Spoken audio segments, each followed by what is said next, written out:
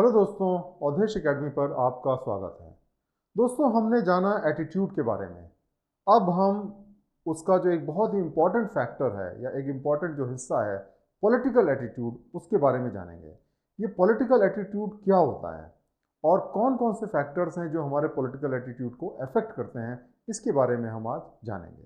तो सबसे पहले हम जानते हैं कि जो पॉलिटिकल एटीट्यूड है होता क्या है। क्या ये सिर्फ वोटिंग से रिलेटेड है या इसका कोई एक जनरल डेफिनेशन दी जा सकती है। तो पॉलिटिकल एटीट्यूड को जो हम डिफाइन करते हैं तो उसकी डेफिनेशन इस टाइप से है: relatively stable views, either favourable और अनफेवरेबल, विच इंडिविजुअल्स और group have about events, movements, policies and issues in the public sphere. इसका मतलब ये है कि जो पब्लिक स्फेयर की जो चीज़ें हैं, जैसे कि जो आम जनता की जो चीज़ें हैं, उससे रिलेटेड जो भी चीज़ें हैं, चाहे इवेंट्स हैं या मूवमेंट्स हैं या पॉलिसीज़ हैं, उसके बारे में आपके क्या विचार हैं। जैसे मान लिया रिजर्वेशन हो गया, इंफ्रास्ट्रक्चर डेवलपमेंट हो गया, कास्ट फैक्टर हो गया, धर्म हो गया। ऐसे बहुत सारी चीज़ें हैं कि इसके बारे में आपका क्या विचार है, जो कि पब्लिक को कंसर्न करती हैं, आपको एज एन इंडिविजुअल नहीं बल्कि आम जनता को जो अफेक्ट करती हैं। तो ये कोई ज़रूरी नहीं है कि जो पॉलिटिकल पार्टीज़ हैं उनको वोट देना ही आपका पॉलिटिकल व्यू को रिप्रेजेंट करता है। पॉलिटिकल व्यू जो है वो बेसिकली जो भी पब्लिक डोमेन में चीज़ें हैं उसमें आपका क्या विचार है वो आपके पॉलिटिकल व्यू को रिफ्लेक्ट करता है। तो ये जो पॉलिटिकल व्यू है ये बहुत सारे फैक्टर से बनता है, जिसमें सबसे इंपॉर्टेंट फैक्टर होता है फैमिली। जब हम छोटे रहते हैं तभी से हम अपने पेरेंट्स से सब चीज़ें सीखते हैं। हमारे जो पेरेंट्स होते हैं, हमारे जो एल्डर्स होते हैं, वो पॉलिटिकल इश्यूज़ को डिस्कस करते हैं, पब्लिक इश्यूज़ को डिस्कस करते हैं और उनके विचारों से हम अपने विचार जो है धीरे धीरे डेवलप करते हैं। हालांकि जब हम बड़े हो जाते हैं तो कई बार हम अपने स्कूल से, कॉलेजेस से, अपने दोस्तों से, मीडिया से अपने स्वयं के अपने विचार भी हम डेवलप करते हैं। लेकिन जो फाउंडेशन हमारे बचपन में हमारे पेरेंट्स और हमारे एल्डर्स, हमारे जो क्लोज रिलेटिव्स हैं, उनके माध्यम से जो विचार हम फॉर्म करते हैं अपनी बचपन में, वो विचार जो हैं बहुत समय तक रहते हैं और वो विचार इतने से आसानी से जाते नहीं हैं। तो ये बहुत इंपॉर्टेंट है कि जो फैमिली है वो सबसे इंपॉर्टेंट रोल प्ले करती है हमारे विचारों को बनाने में, जहाँ तक पॉलिटिकल व्यूज़ का सवाल है। और आप देखेंगे कि अक्सर जो पूरी की पूरी फैमिली होती है वो एक पॉलिटिकल पार्टी को वोट करती है, क्योंकि जो उनके विचार हैं वो वहीं से एक ही स्रोत से बनते हैं। जो दूसरा इंपॉर्टेंट फैक्टर होता है वो होता है जेंडर या लिंग। जो आदमियों का देखने का एक नज़रिया होता है और जो एक औरतों के देखने का नज़रिया होता है, उसमें भी फ़र्क होता है। ऐसी सोसाइटीज़ जहाँ पे औरतें इंडिपेंडेंट नहीं हैं, वो अक्सर जो अपने पति के या अपने पेरेंट्स के जो व्यूज़ होते हैं उसी को फॉलो करती हैं, अपना कोई इंडिपेंडेंट पॉलिटिकल व्यू नहीं रखती हैं। लेकिन जिन सोसाइटीज़ में औरतें शक्तिशाली होती हैं, एम्पावर्ड होती हैं, वो अपने विचार स्वयं डेवलप करती हैं। और ये जनरली देखा गया है कि जो औरतें होती हैं वो उन पॉलिटिकल पार्टीज़ को सपोर्ट करती हैं जो कि वुमेन्स इशू या औरतों के जो इश्यूज़ होते हैं उनको ध्यान देते हैं। जैसे कि equal work equal pay, equal legal rights, या जो रिजर्वेशंस हैं वुमेन का पॉलिटिक्स में या फिर जो है एजुकेशन इंस्टीट्यूशंस में या जॉब में। तो जो पॉलिटिकल पार्टीज इस तरीके के इश्यूज़ को सपोर्ट करती हैं, वुमेन जनरली उनको वोट देती हैं। उसी तरीके से बाय एंड लार्ज जो वुमेन्स हैं वो उन पॉलिटिकल पार्टीज़ को वोट देती हैं जो एजुकेशन पे या हेल्थ केयर पे ज़्यादा ध्यान देते हैं। लेकिन दुनिया में बहुत जगह पे सर्वे किए गए हैं, वहाँ पे कहीं ये नहीं पाया गया है कि जो वुमेन होती हैं वो वुमेन कैंडिडेट को ज़्यादा प्रेफर करती हैं वोट देना। जनरली जो होता है, जो कैंडिडेट उनके इश्यूज़ को देखता है, चाहे वो मेल हो चाहे फीमेल, वो उसको जो है वोट करना पसंद करती हैं, बजाय इसके कि जो कैंडिडेट है उसके अपने जेंडर के बेसिस पे वो डिसाइड करें। तीसरी जो इम्पॉर्टेंट चीज़ है वो है धर्म या रिलीजन। हम सब जानते हैं कि जो धर्म है उसका पॉलिटिक्स में बहुत ज़्यादा इस्तेमाल होता है। चाहे आप अपने देश की बात करें चाहे किसी दूसरे देश की बात करें, सभी जगह पे आपने देखा होगा कि जो पॉलिटिशियंस होते हैं धर्म का इस्तेमाल पॉलिटिक्स में करते हैं। उसका देखिए मुख्य कारण क्या होता है कि अभी भी पूरी दुनिया में मेजॉरिटी जो पॉपुलेशन है वो धार्मिक है, और उस वजह से वो जो लोग हैं वो ऐसे पॉलिटिकल पार्टीज़ को वोट देना ज़्यादा पसंद करते हैं जो धार्मिक विचारधाराओं को उनके सपोर्ट करें। तो इसीलिए आपने देखा होगा कि कई बार प्रधानमंत्री हैं, चीफ मिनिस्टर्स हैं, वो अपने को ज़्यादा से ज़्यादा धार्मिक दिखाने की कोशिश करते हैं। वो जो है मंदिर जाते हैं और उसकी अच्छी पब्लिसिटी कराते हैं। और मस्जिद जाते हैं, गुरुद्वारे जाते हैं, ताकि उनको धार्मिक लोगों के वोट मिल सकें। चौथा जो बहुत इंपॉर्टेंट फैक्टर है वो है कास्ट। कास्ट खास तौर से जो हमारा देश है वहाँ पे तो बहुत ही ज़्यादा इंपॉर्टेंट फैक्टर है, क्योंकि जो हमारी जो सोसाइटीज़ है वो जनरली 4 पार्ट में, जो 4 इंपॉर्टेंट कास्ट हैं उसमें डिवाइडेड है, बट उस कास्ट के अंदर भी सैकड़ों सब कास्ट हैं। और जनरली ये देखा गया है कि जो लोग हैं वो अपने जाति के लोगों को वोट देना पसंद करते हैं, या ऐसी पॉलिटिकल पार्टीज़ को वोट देना पसंद करते हैं जो उनकी जातियों का हित करती हो। ख़ास तौर से ये जो रिज़र्वेशन का मुद्दा है ये बहुत ज़्यादा इम्पॉर्टेंट मुद्दा है, क्योंकि रिज़र्वेशन भारत में जो है कास्ट बेसिस पे दिया जाता है, और जो पॉलिटिकल पार्टीज़ जो होती हैं वो रिज़र्वेशन को सपोर्ट करती हैं या उनके कास्ट के रिज़र्वेशन को सपोर्ट करती हैं, उनको जो है वो कास्ट वाले वोट देते हैं। ये एक बाय एंड लार्ज ये बात देखी गई है। तो कास्ट जो है एक बहुत ही इंपॉर्टेंट फैक्टर होता है जिसके बेसिस पे लोग अपना पॉलिटिकल एफिलिएशन या पॉलिटिकल इंक्लिनेशन डिसाइड करते हैं। पांचवा जो एक इंपॉर्टेंट फैक्टर होता है रेस या एथनिसिटी। तो रेस क्या होती है? रेस बड़ी इंपॉर्टेंट चीज़ होती है, और ख़ास तौर से जैसे जो सोसाइटीज़ हैं, जैसे अमेरिका है जहाँ पे मल्टी रेसल सोसाइटी है, बहुत सारे रेसेस को लोग रहते हैं, वहाँ पे जो है रेस का फैक्टर बड़ा इंपॉर्टेंट हो जाता है। जैसे कि देखा गया है आम तौर पे कि जो अफ्रीकन अमेरिकन होते हैं वो डेमोक्रेट को वोट करते हैं, लैटिनोज जो होते हैं वो भी डेमोक्रेट को वोट करते हैं, जो क्यूबन अमेरिकन होते हैं वो रिपब्लिकन्स को वोट करते हैं, और जो मैक्सिकन अमेरिकन होते हैं वो अक्सर डेमोक्रेट को वोट करते हैं। तो इस तरीके से ये देखा गया है कि अमेरिका के अंदर जो एथनिक आपकी जो आइडेंटिटी है, जो आपकी रेस है, वो बहुत इंपॉर्टेंट रोल प्ले करती है वोटिंग पैटर्न को या पॉलिटिकल इंक्लिनेशन को। छठी बड़ी इंपॉर्टेंट चीज़ है रीजन, मतलब कौन से एरिया में आप रहते हैं, नॉर्थ में रहते हैं, साउथ में रहते हैं, ईस्ट में रहते हैं, वेस्ट में रहते हैं, कौन से स्टेट में रहते हैं। ये बड़ा इंपॉर्टेंट होता है पॉलिटिकल इंक्लिनेशन डिसाइड करने के लिए। जैसे कि आपने देखा होगा तमिलनाडु में जो है डीएमके और एडीएमके का पूरा डोमिनेंस है। उसी तरीके से जैसे बंगाल है वहाँ पे टीएमसी है, आसाम में एजीपी है, या फिर बिहार के अंदर आरजेडी है, और ऐसी बहुत सारी पॉलिटिकल पार्टीज़ हैं जो कि सिर्फ अपने स्टेट में लिमिटेड हैं। आउटसाइड स्टेट उनकी कोई प्रैक्टिकली आइडेंटिटी नहीं है, लेकिन अपनी स्टेट में वो इतनी पावरफुल है कि वो नेशनल पार्टीज़ को आसानी से वो डिफीट कर देती है। उसका कारण यह है कि लोग जो हैं अपने रीजनल एस्पिरेशंस के बारे में भी सोचते हैं, जो उनके रीजनल जो विचार हैं, जो उनके स्टेट के बारे में विचार हैं, उसको सपोर्ट करें, उसकी आइडेंटिटी को स्ट्रॉन्ग करें, उसको डेवलप करने की कोशिश करें, वो अक्सर उसको वोट करते हैं। ये पैटर्न भी देखा गया है। तो रीजन जो है वो भी बड़ा एक इंपॉर्टेंट फैक्टर होता है हमारा पॉलिटिकल इंक्लिनेशन डिसाइड करने में। तो इस तरीके से दोस्तों हमने देखा कि 6 कम से कम फैक्टर्स होते हैं, ऐसे बहुत सारे और फैक्टर्स भी हो सकते हैं जो कि हमारे पॉलिटिकल आइडेंटिटी को या पॉलिटिकल एटीट्यूड को डिसाइड करने में बहुत ही इंपॉर्टेंट रोल प्ले करते हैं। ऐसा नहीं है कि इन 6 फैक्टर के बेसिस पर हम डिसाइड करते हैं, क्योंकि हमारी अपनी सोच भी होती है, एक इंडिविजुअल पॉलिटिकल फिलॉसफी या इंक्लिनेशन भी होता है, बट बाय एंड लार्ज जो है ये जो फैक्टर्स हैं, 6 फैक्टर्स है, वो ज़्यादातर लोगों का पॉलिटिकल इंक्लिनेशन डिसाइड करते हैं। बहुत बहुत धन्यवाद ये वीडियो देखने के लिए।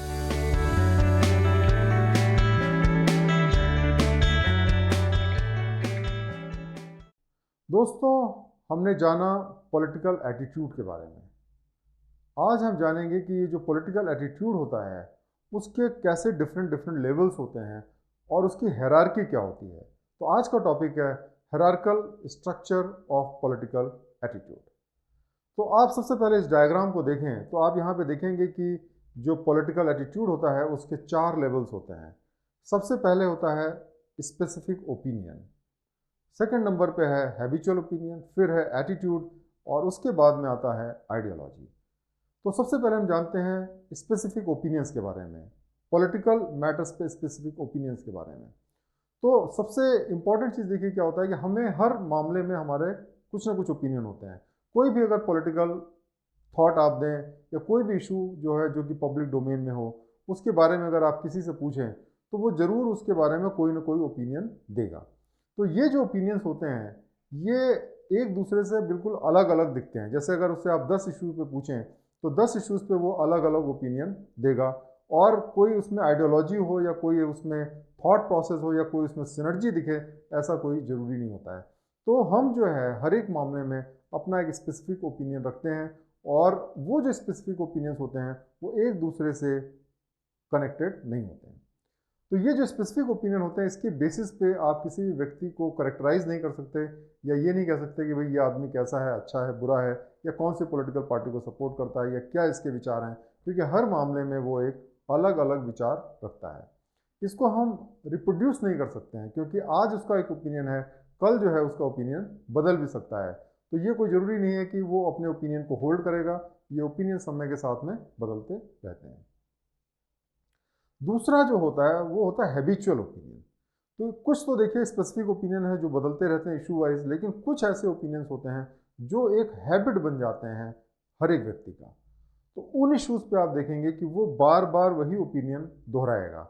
जैसे हमारी जो हैबिट्स होती हैं, सुबह हम ब्रश करते हैं, या मान लिया कि वॉक करते हैं या सोते हैं, तो जब वो हमारे एक हैबिट का पार्ट होता है तो वही चीज़ हम बार बार रिपीट करते हैं।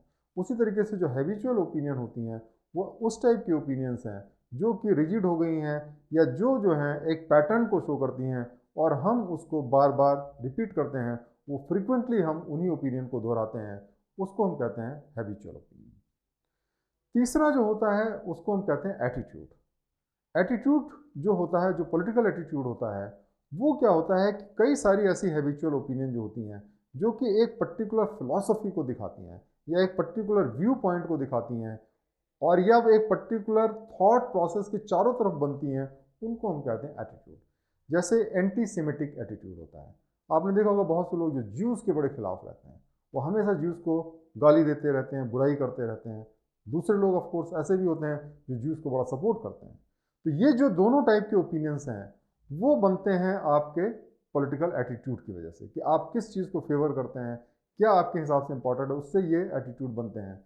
उसी तरीके से एंटी मुस्लिम या एंटी हिंदू जो एटीट्यूड होता है, कई लोग होते हैं वो एक पर्टिकुलर रिलीजन में कोई अच्छाई नहीं देखते हैं, हमेशा उस रिलीजन के फॉलो करने वाले हर एक व्यक्ति के खिलाफ रहते हैं। उसी तरीके से रिजर्वेशन के इशू में आप देखेंगे कई ऐसे लोग होते हैं जो प्रो होते हैं, उसको सपोर्ट करते हैं, कई ऐसे लोग होते हैं जो उसको हमेशा अपोज करते हैं। तो ये भी जो है हमारा पॉलिटिकल एटीट्यूड को एक्सप्रेस करता है। उसी तरीके से एक पेट्रोटिज्म या नेशनलिज्म होता है। कई लोग हमेशा नेशनलिज्म की बातें करते हैं, पेट्रोटिज्म की बात करते हैं, और कई लोग ऐसे लोग होते हैं जो एक इंटरनेशनल थॉट की बात करते हैं, वासुदेव कुटुंबम की बात करते हैं। तो ये भी एक तरीके से ये जो है आपका पॉलिटिकल एटीट्यूड को रिफ्लेक्ट करता है, क्योंकि ये जो विचारधारा है ये बहुत सारे विचारधाराओं को मिलकर बनती है, और हम हर मामले में इस तरीके के एटीट्यूड के हिसाब से ही अपने विचार बनाते हैं। अब जो पॉलिटिकल एटीट्यूड होता है उससे जो ऊपर आता है वो होता है आइडियोलॉजी। आइडियोलॉजी का देखिए क्या मतलब होता है, अगर हम उसको डिफाइन करें, अंग्रेजी में डिफाइन करें, तो ideology is a system of general ideas of man in society. कि जो आदमी है और सोसाइटी है उसके बीच में क्या रिलेशनशिप होने चाहिए, ये बेसिकली जो है ये एक पॉलिटिकल आइडियोलॉजी बताता है, centred around one of a few general values.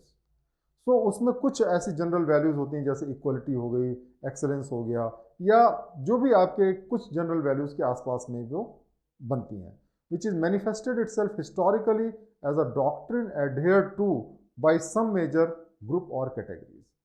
इसका देखिए मतलब क्या होता है कि हर एक जो हिस्ट्री होती है हमारे, जैसे हमारे देश में है, हमारे देश के अंदर जो कास्ट है वो एक बड़ा इंपॉर्टेंट फैक्टर है जो हज़ारों साल से चला आया हुआ है, और उसके बेसिस पे बहुत सारी आइडियोलॉजीज बन जाती हैं। कई जगह पे रेसेस का इशू हो सकता है क्रिटिकल, कई जगह पे रिलीजन का इशू क्रिटिकल हो सकता है। तो ये सारे जो चीज़ें हैं वो आइडियोलॉजी को जन्म देती हैं, and which expresses the interest of some important category और सोशल क्लास। तो ये जो आइडियोलॉजी होती है वो एक पर्टिकुलर सोशल क्लास जो होता है उसके इंटरेस्ट को कैटर करती है, उसके जो अपोजिट सोशल क्लास रहेगा उसके इंटरेस्ट को कैटर नहीं करेगी।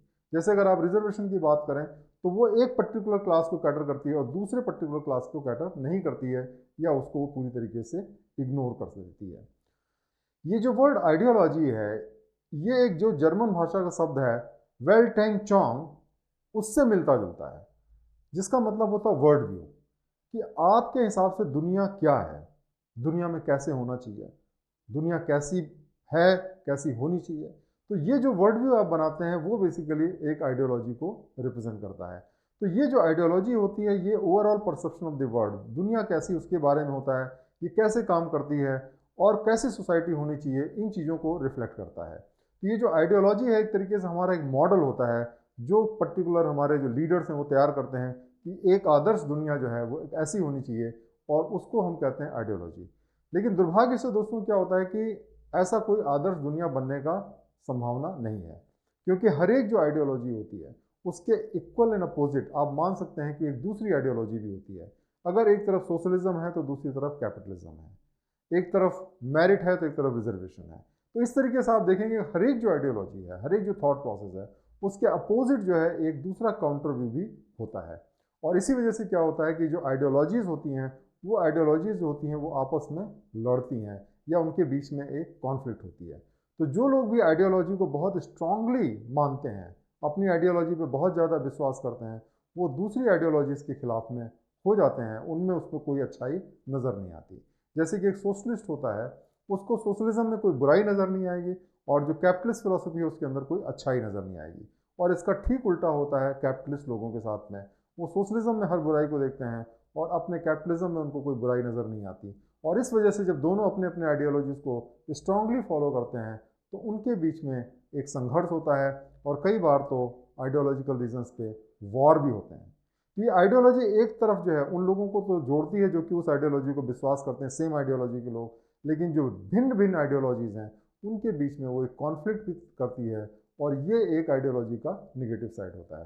तो इस तरीके से आज हमने देखा कि ये जो 4 डिफरेंट हायरार्कीज़ हैं, पॉलिटिकल जो थॉट प्रोसेस है या पॉलिटिकल जो हमारे एटीट्यूड है उसको डेवलप करने में वो क्या क्या रोल प्ले करती हैं और उसका क्या मतलब होता है। बहुत बहुत धन्यवाद आज ये वीडियो देखने के लिए। थैंक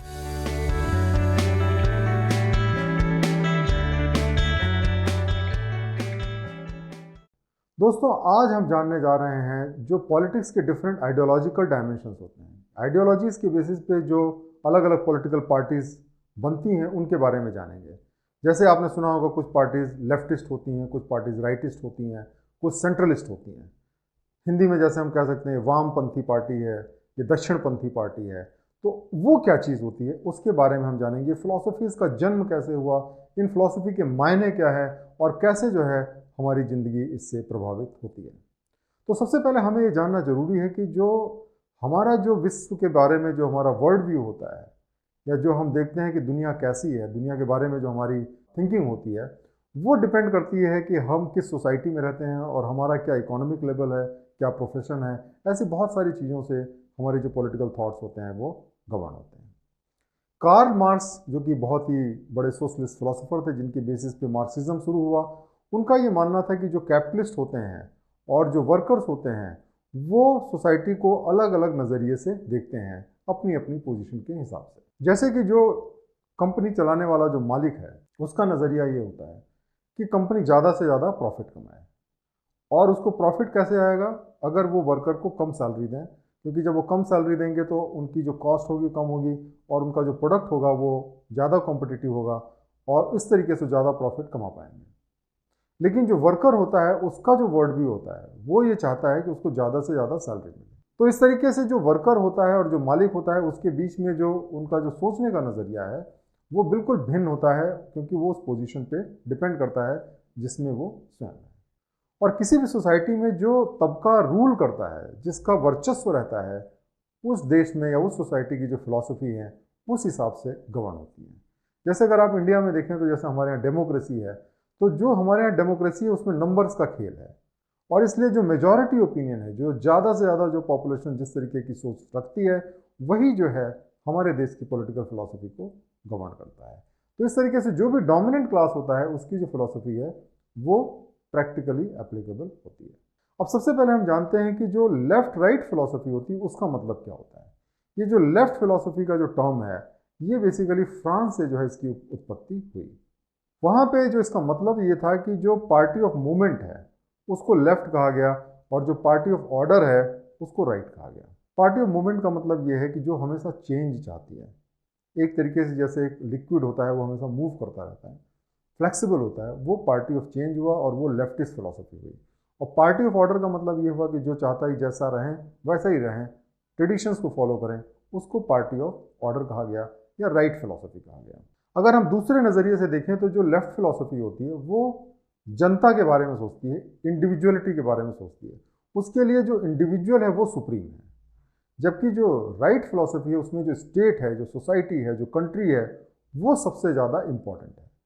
तो जो राइटिस्ट होते हैं वो चाहते हैं कि लोग ऐसा काम करें जिससे कि देश का भला हो, और जो लेफ्टिस्ट होते हैं वो चाहते हैं कि देश ऐसा काम करे जिससे कि लोगों का भला हो।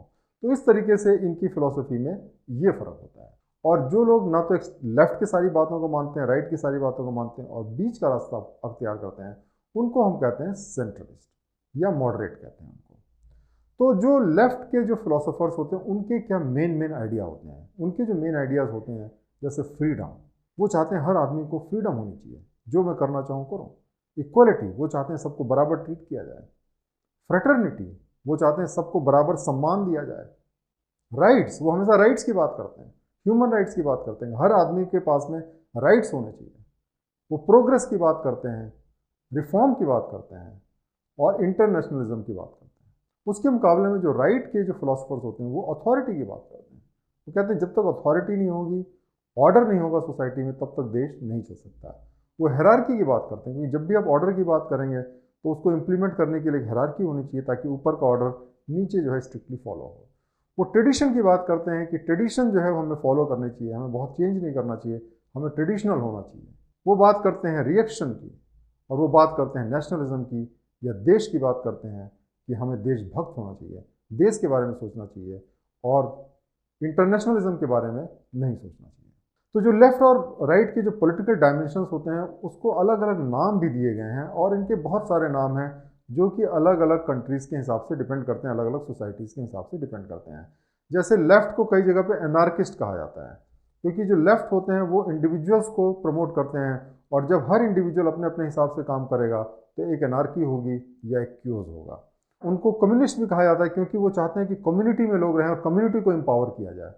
सोशलिस्ट कहा जाता है क्योंकि वो सोसाइटी को एम्पावर करना चाहते हैं। Democratic socialist, social Democrats, left libertarian, progressive और सोशल लिबरल, ये इनके अलग अलग नाम हैं। जो रेशियल इक्वलिटी से रिलेटेड जो मूवमेंट्स होते हैं या जो ट्रेड यूनियन होता है उसको अक्सर जो है हम लेफ़्ट से आइडेंटिफाई करते हैं। पूरे विश्व में जितने भी ट्रेड यूनियन होते हैं वो जनरली लेफ़्ट पार्टी ही उसको हेड करती है या उसी से वो एसोसिएटेड रहते हैं। राइट जो फिलॉसफी होती है, राइट जो पॉलिटिकल आइडियोलॉजी होती है, उसके जो सिंबल्स हैं वो है कंजर्वेटिव, उनको कहते हैं राइट, लिबर्टेरियन कहते हैं, न्यू कंजर्वेटिव उनको कहा जाता है, इंपीरियलिस्टिक कहा जाता है, उनको मोनार्किस्ट कहा जाता है क्योंकि पावर के सेंटर को वो सपोर्ट करते हैं, उनको कई बार फासिस्ट भी कहा जाता है, रिएक्शनरी कहा जाता है और ट्रेडिशनलिस्ट कहा जाता है। ये सारे के सारे जो नाम हैं वो राइट के जो पॉलिटिकल आइडियोलॉजी हैं उनको दिए जाते हैं। और बहुत सारे जो पॉलिटिकल मूवमेंट्स ऐसे हुए हैं जिनको कि कोई ना तो लेफ़्ट कहा जा सकता, राइट कहा जा सकता है, जैसे फेमिनिज्म है या रीजनलिज्म है, ये बेसिकली लेफ़्ट और राइट दोनों साइड से नहीं है और इस वजह से इनकी एक इंडिपेंडेंट आइडेंटिटी जैसे है। अगर हम लेफ़्ट और राइट के स्पेक्ट्रम को समझना चाहें तो ये जो डायग्राम है इसको हमें देखने की ज़रूरत है। यहाँ पे जो लेफ़्ट साइड में आप देखेंगे तो वहाँ पे जो फिलॉसफी है वो लेफ्टिस्ट की फिलॉसफी है जो कि एडवोकेट करते हैं इक्वलिटी, जो कि एडवोकेट करते हैं चेंज। राइट साइड में अगर आप देखें तो वहाँ पे जो है राइटिस्ट की फिलॉसफी है जहाँ पे रेजिस्टेंस टू चेंज होता है कि चेंज नहीं होना चाहिए, और दूसरी चीज़ जो है वो इनइक्वलिटी को एक्सेप्ट करते हैं कि एक्सेलेंस को प्रमोट करना चाहिए और उसके लिए इनइक्वलिटी जरूरी है। ये जो लेफ़्ट और राइट है इसको हम लिबर्टेरियनिज्म और अथॉरिटेरिज्म भी कह सकते हैं। ये जो लिबर्टेरियनिज्म होता है इसका मतलब ये कि ये जो फिलॉसफीज़ हैं जिसमें इंडिविजुअल लिबर्टी जो है वो हाईएस्ट पॉलिटिकल एंड है। इसका मतलब ये है कि किसी भी देश का मकसद ये होना चाहिए कि हर एक इंडिविजुअल जो है अपनी ज़िंदगी अपने तरीके से जी सके। इसमें क्या होता है कि जो इंडिविजुअल लिबर्टी होती है उसको सबसे ज़्यादा एम्फेसिस दिया जाता है। पॉलिटिकल फ्रीडम है या वॉलंटरी एसोसिएशन है तो उसमें किसी भी तरीके का फोर्स की कोई गुंजाइश नहीं है। आप चाहें जो पॉलिटिकल पार्टी आप ज्वाइन करें, आप जैसे चाहें रहें, वो जो फिलॉसफी है वो बेसिकली लेफ्टिस्ट फिलॉसफी है। जो लेफ्टिस्ट फिलॉसफी के अंदर जो है रीडिस्ट्रीब्यूशन ऑफ पावर होना चाहिए, वो हमेशा पावर कंसंट्रेशन के अगेंस्ट में रहती है कि एक ही आदमी के पास पावर हो, ऊपर पावर। वो चाहती है कि पावर जो है वो नीचे सबको डिस्ट्रीब्यूट किया जाए, और जो एसोसिएशंस हैं जैसे कि पंचायत हैं या इस तरीके की जो एसोसिएशंस हैं जो कि इंडिविजुअल्स की एसोसिएशन है, उसके लेवल पे जो है पॉलिटिकल पावर का डिस्ट्रीब्यूशन होना चाहिए। और इसके ठीक अपोजिट जो है, अगर इसमें सब बिल्कुल अपोजिट लें तो वो बेसिकली अथॉरिटेरियन की फिलॉसफी को रिप्रेजेंट करता है। अब हम जानते हैं कि जो इकोनॉमिक मॉडल होते हैं लेफ्ट और राइट के वो कैसे होते हैं। जो लेफ्ट के इकोनॉमिक मॉडल है उसको हम स्टेट सोशलिज्म कह सकते हैं, और जो राइट का होता है उसको हम लाइजर फेयर इकोनॉमी कहते हैं। स्टेट सोशलिज्म का मतलब ये होता है कि ये एक ऐसा इकोनॉमिक सिस्टम है जिसमें जो कंट्री है वो सारे के सारे जो इंडस्ट्रीज हैं उसकी ओनरशिप वो रखता है। तो जितने भी वहाँ पे कंट्रीज में जो जितनी इंडस्ट्रीज होंगी, जितने उनका जो ओनर होगा वो स्टेट होगा, तो सारी पब्लिक सेक्टर अंडरटेकिंग वहाँ पे रहेंगी। और इस तरीके की जो आइडियोलॉजी है जनरली लेफ्ट कंट्रीज़ में, जैसे यूएसएसआर है, क्यूबा है, या कुछ हद तक चाइना है, वहाँ सब फॉलो की जाती है। जो लाइजर फेयर इकोनॉमी है उसका मतलब ये है कि जो गवर्नमेंट है उसको बिजनेस में इंटरफियर नहीं करना चाहिए, और गवर्नमेंट का काम है सिर्फ रेगुलेशन बनाना, वो रूल्स बनाए और रेगुलेशन बनाए, उसके बाद में वो इंडस्ट्री के बिजनेस में इंटरफियर ना करे, इंडस्ट्री को अपने हिसाब से बिजनेस करने दे। डिमांड एंड सप्लाई के हिसाब से जो प्राइजेज हैं वो डिसाइड हों, कमोडिटीज़ डिसाइड हों, और गवर्नमेंट को बिजनेस से बिल्कुल अपने को दूर रखना चाहिए। वो इस तरीके की फ़िलासफ़ी पे विश्वास करते हैं। तो ये जो है, जो फिलोसफर्स होते हैं या ये जो थिंकर्स होते हैं, वो ये चाहते हैं कि जो बिज़नेस है और इंडस्ट्रीज़ हैं उनको गवर्नमेंट कंट्रोल से मुक्त रहना चाहिए, ताकि वो आराम से अपना बिजनेस कर सकें, व्यापार कर सकें और मार्केट के हिसाब से चीज़ों को डिसाइड कर सकें। तो दोस्तों, आज हमने जाना कि ये जो पॉलिटिकल स्पेक्ट्रम है वो क्या होता है, लेफ्ट क्या होता है, राइट क्या होता है, सेंटर क्या होता है, और इनके क्या क्या थॉट प्रोसेसेस हैं, चाहे वो ह्यूमन इंडेवर में हो, चाहे वो आपके बिजनेस से रिलेटेड हो, उस बारे में उनकी क्या विचारधाराएं हैं, इसके बारे में हमने जाना। मुझे उम्मीद है कि लेफ्ट और राइट की जो विचारधाराएं हैं उसको समझने में आपको आज मदद मिली होगी। बहुत बहुत धन्यवाद ये वीडियो देखने के लिए। Thank you very much.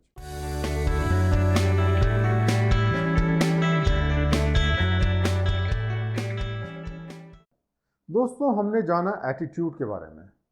हमने जाना कि जो हर एक व्यक्ति होता है वो एक ही चीज़ को अलग अलग नज़रिए से देखता है। जो चीज़ किसी को अच्छी लगती है वो चीज़ दूसरे को खराब लगती है। जिस चीज़ का कोई समर्थन करता है दूसरा आदमी उसका विरोध करता है। तो ये जो चीज़ होती है उसको हम कहते हैं एटीट्यूड, क्योंकि ये हर व्यक्ति का अलग अलग होता है। आज हम जानेंगे मॉरल एटीट्यूड के बारे में। ये मॉरल एटीट्यूड क्या होता है और जो हम नॉर्मल कहते हैं एटीट्यूड, उससे इसका क्या डिफरेंस होता है। दोस्तों, हमने ये पहले जाना, जो हमारे पहले के लेक्चर्स हैं, कि जो हमारा एटीट्यूड होता है वो डिपेंड करता है हमारे सेल्फ इंटरेस्ट पे, हमें किससे फ़ायदा है। सबसे इंपॉर्टेंट फैक्टर ये होता है। अब जैसे कि अगर हम रिजर्वेशन की पॉलिसी को लें, तो जो व्यक्ति इस रिजर्वेशन की पॉलिसी से फ़ायदा पा रहे हैं वो जनरली आपको इसका सपोर्ट करते हुए पाए जाएंगे, और जिन लोगों को इससे नुकसान हो रहा है वो इसको अपोज करते हुए पाए जाएंगे। उसी तरीके से जो पॉवर्टी एलिवेशन प्रोग्राम्स हैं, जो सरकार मुफ्त में चीज़ें गरीबों को देती है, आप देखेंगे गरीब लोग उसको सपोर्ट करते हुए पाए जाएंगे, लेकिन अमीर लोग जिनके टैक्स के पैसे से वो जाता है वो उसके अगेंस्ट में पाए जाएंगे। टैक्स के रेट्स बढ़ते हैं तो अमीर लोग उसको अगेंस्ट में जाते हैं, और गरीब लोग जो है उसको सपोर्ट करते हैं, क्योंकि उतना ही ज़्यादा पैसा मिलेगा, उतना ही ज़्यादा उनको बेनिफिट्स आएंगे। तो आप देखेंगे कि बाय एंड लार्ज जो है, जो हमारा एटीट्यूड होता है वो हमारे सेल्फ इंटरेस्ट पे डिपेंड करता है। लेकिन जो मॉरल एटीट्यूड है उसमें सेल्फ इंटरेस्ट नहीं होता है, उसमें मॉरल एंगल इन्वॉल्व रहता है, और ये एक बहुत बड़ा डिफरेंस होता है। तो जो मॉरल व्यक्ति होता है वो हमेशा बड़ा स्ट्रांग उसका राइट एंड रॉन्ग होता है, क्या उसके लिए सही है क्या उसके लिए गलत है, बिल्कुल क्लियर है इस मामले में। अब जैसे मान लिया एक्स्ट्रा मैरिटल अफेयर है, कुछ लोग कहेंगे साहब ठीक भी है गलत भी है, लेकिन जो अगर मॉरल आदमी है तो वो बिल्कुल क्लियर होगा कि उसको ये सही है या गलत है। वो हर चीज़ के बारे में, हर मॉरल इशू के बारे में उसका एक क्लियर कट स्टैंड रहता है। और जो मॉरल एटीट्यूड का व्यक्ति होता है वो हमेशा सही रास्ते पे चलता है, चाहे उसका कोई भी खामियाजा उसको भुगतना पड़े, और वो गलत रास्ते पे कभी नहीं चलता है, चाहे उसको जो भी नुकसान हो। तो ये एक बहुत ही इंपॉर्टेंट चीज़ है जो आपको जानने की ज़रूरत है, कि जो मॉरल एटीट्यूड है वो हमारे मॉरल वैल्यूज़ से गवर्न होता है। अब आप देखिए, जैसे किसी ऑर्गेनाइजेशन में अगर कोई करप्ट व्यक्ति भी पकड़ा जाता है, कोई सरकारी अफसर है, तो आप देखेंगे कि जो सरकारी महकमे के बाकी लोग हैं, चाहे वो ईमानदार भी हों, वो सब उसको सपोर्ट करते हैं, क्योंकि वो सेल्फ इंटरेस्ट से प्रभावित है। वो सोचते हैं कि आज इसके साथ हुआ कल हमारे साथ हो सकता है। लेकिन जो मॉरल व्यक्ति है वो, उसमें कोई क्लासिफिकेशन नहीं होता।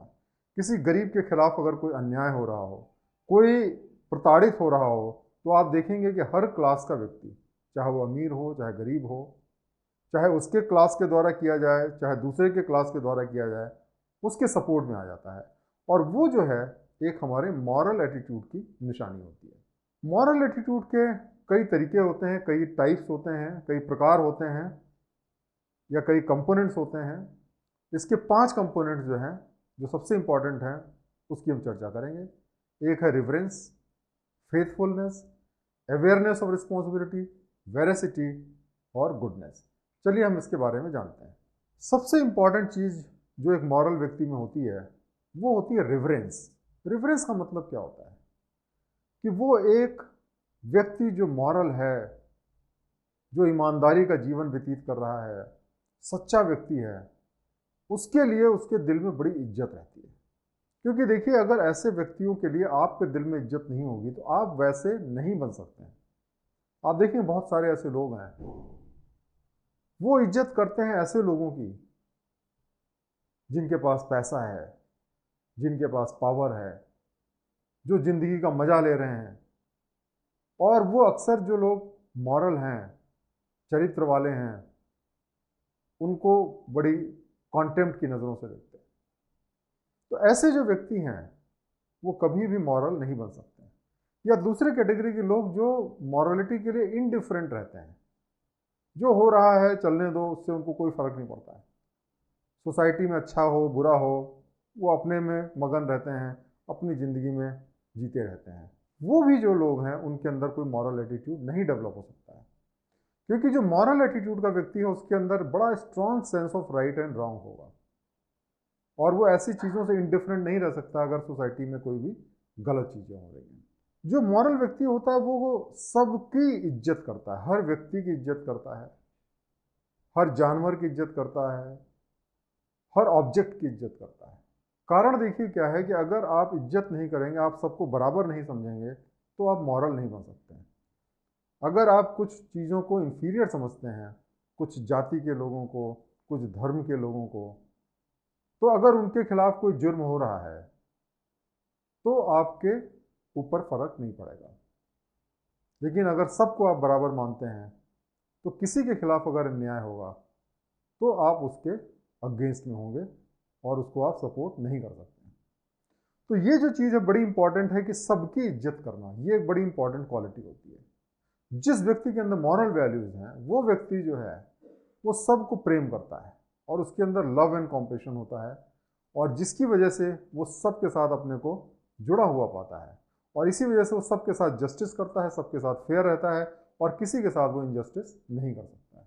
दूसरी जो एक बहुत इंपॉर्टेंट क्वालिटी है मॉरल व्यक्ति के अंदर वो होती है फेथफुलनेस, वफादारी। देखिए, वफादारी बड़ी ज़रूरी है। वफादारी अपने पति या पत्नी के लिए, अपने पेरेंट्स के लिए, अपनी ऑर्गेनाइजेशन के लिए, अपने फ्रेंड्स के लिए।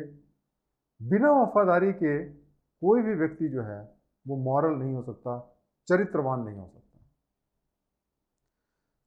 मार्कस ट्यूलिस जो है वो एक रोमन पॉलिटिशियन और स्कॉलर हैं। उन्होंने एक बड़ी खूबसूरत कोट कहा, nothing is more noble, nothing more vulnerable than fidelity. ये जो वफादारी है उससे कोई चीज़ ज़्यादा नोबल नहीं है, या कोई चीज़ उससे ज़्यादा इज्जत के काबिल नहीं है। ये जो वफादारी है और जो सत्य है, ये मॉरल एक्सेलेंस और जो ह्यूमन माइंड की जो हाईएस्ट लेवल है उसको वो रिप्रेजेंट करते हैं।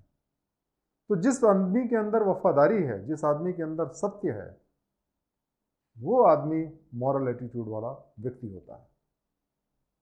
जो वफादार व्यक्ति होता है उसका बिहेवियर बड़ा कॉन्सिस्टेंट रहता है, और वो जो कंडीशंस आती हैं अच्छी बुरी, उससे वो विचलित नहीं होता है। जो मौका परस्त व्यक्ति होता है वो हर मौके में अपना फ़ायदा नुकसान देखता है। जहां उसको फ़ायदा हुआ कोई काम करेगा, जहां नुकसान हुआ उसको नहीं करेगा। उसको किसी व्यक्ति को डिच करने में देर नहीं लगती है, और इसीलिए जो मॉरल व्यक्ति है उसके अंदर वफादारी होना बहुत ज़रूरी है। और जो वफादार होता है उसको लोग ट्रस्ट करते हैं, क्योंकि जानते हैं कि वो व्यक्ति स्टैंड लेगा, चाहे उसको फ़ायदा हो चाहे नुकसान हो। तीसरी इंपॉर्टेंट जो क्वालिटी होती है वो होती है रिस्पॉन्सिबिलिटी, अवेयरनेस ऑफ रिस्पॉन्सिबिलिटी। मतलब उसको अपनी जिम्मेदारी का एहसास रहता है। देखिए, सोसाइटी में लाखों करोड़ों लोग हैं, हर आदमी अपने अपने तरीके से ज़िंदगी जी रहा है। कोई मॉरल काम कर रहा है, कोई इमॉरल काम कर रहा है, तो जो मॉरली कॉन्शियस व्यक्ति होता है वो सोसाइटी के अंदर जो चीज़ गलत हो रही है उसको वो इग्नोर नहीं कर सकता। कोई क्राइम हो, कोई इमोरल एक्ट हो तो वो आंख बंद करके नहीं बैठा रहता है। वो जानता है कि उसके खिलाफ उसको लड़ना है और वो उसके लिए आगे आता है। वो अपनी रिस्पॉन्सिबिलिटी से मुक्ति नहीं पाता है, छुट्टी नहीं पाता है। वो एक क्लियर स्टैंड लेता है हर इश्यू पे। अगर कोई मॉरल काम हुआ कहेगा नहीं ये गलत है, कोई अच्छा काम हुआ कहेगा हाँ ये सही है, और जहाँ पे ज़रूरत होगी वो उसके लिए लड़ेगा, लोगों को साथ ले आएगा, और जो भी मॉरल काम करेगा उसको सपोर्ट करेगा, जो इमॉरल काम करेगा उसके अगेंस्ट में जाएगा। वो सोसाइटी में जो गलत चीज़ हो रही है उससे नावाकिफ नहीं है और उससे इंडिफरेंट नहीं रहता है। चौथी देखिए जो इंपॉर्टेंट चीज़ होती है जिसको हम कहते हैं वेरासिटी या सत्य। देखिए सत्य और अनैतिकता साथ साथ नहीं चल सकते। जो व्यक्ति अनैतिक है, इमोरल है, वो व्यक्ति सत्य का दामन नहीं थाम सकता। आप देखिए कभी कोई चोर है वो क्या कहेगा मैंने चोरी की, या कोई भ्रष्ट व्यक्ति है वो क्या सत्यवादी हो सकता है, कहेगा साहब मैं तो इतना पैसा लेता हूँ, पुलिस के सामने जाके कह सकता है। या कोई भी क्रिमिनल होता है, रेपिस्ट होता है, वो क्या सत्यवादी हो सकता है? सत्यवादी केवल वो हो सकता है जो चरित्रवान हो। और इसलिए अगर आप सत्यवादी हैं, हमेशा सच बोलते हैं, सच के रास्ते पे चलते हैं, तो आप चरित्रवादी हो ही जाएंगे। और इसीलिए जो है ये जो सत्यवादी है या वेरासिटी है, ये एक बहुत इंपॉर्टेंट क्वालिटी है जो कि किसी भी मॉरल व्यक्ति के अंदर पाई जाती है। और पांचवी जो बहुत इंपॉर्टेंट क्वालिटी है यह है गुडनेस, अच्छाई। कि जो मॉरल व्यक्ति होता है वो अच्छा व्यक्ति भी होता है, और अच्छा व्यक्ति वो होता है जो कि हर आदमी की मदद करता है, जिसकी इच्छा यह रहती है कि हर आदमी का भला हो। उसके विपरीत जो बुरा व्यक्ति होता है वो सोचता है कि दूसरे का बुरा किया जाए, क्योंकि जब दूसरे नीचे जाएंगे तो हम ऊपर आ जाएंगे। अच्छा जो व्यक्ति होता है सबको ऊपर लाने की कोशिश करता है, चाहे उसका फायदा हो चाहे नुकसान हो। इसीलिए वो हर व्यक्ति के साथ बड़ा दयालु रहता है और न्यायप्रिय रहता है। वो अगर जो है सोसाइटी के लिए कोई सेक्रीफाइस करना पड़े, त्याग करना पड़े, तो उसके लिए हमेशा वो आगे रहता है, क्योंकि वो सोसाइटी के हर व्यक्ति से उसके अंदर एक प्रेम रहता है और वो किसी को नफरत नहीं करता है। तो जैसे आप अपने परिवार के किसी व्यक्ति के लिए काम करने में हमेशा आगे रहते हैं, वैसे वो सोसाइटी के हर व्यक्ति के लिए आगे आता है। वो हमेशा लोगों को समझने की कोशिश करता है बजाय इनके कि वो जज करे, क्योंकि वो जानता है हर व्यक्ति जो होता है वो अपनी सिचुएशन के हिसाब से भी बिहेव करता है। और अगर किसी ने कोई गलती की तो बजाय इसके कि ये कहे कि नहीं ये व्यक्ति गलत है, वो जानने की कोशिश करता है कि उसने ऐसी गलती क्यों की। और इसकी वजह से जब वो गलतियों को जान जाता है, कारणों को जान जाता है, तो वो किसी को नफरत नहीं करता है। तो दोस्तों आज हमने जाना कि जो मॉरल एटीट्यूड है वो क्या होता है। चरित्र का निर्माण होता है जिसका मॉरल एटीट्यूड होता है। मॉरल एटीट्यूड में और नॉर्मल एटीट्यूड में क्या फ़र्क है, मॉरल एटीट्यूड के क्या अलग अलग प्रकार होते हैं, ये सारी चीज़ें हमने आज के लेक्चर में सीखी। बहुत बहुत धन्यवाद ये लेक्चर देखने के लिए। Thank you very much.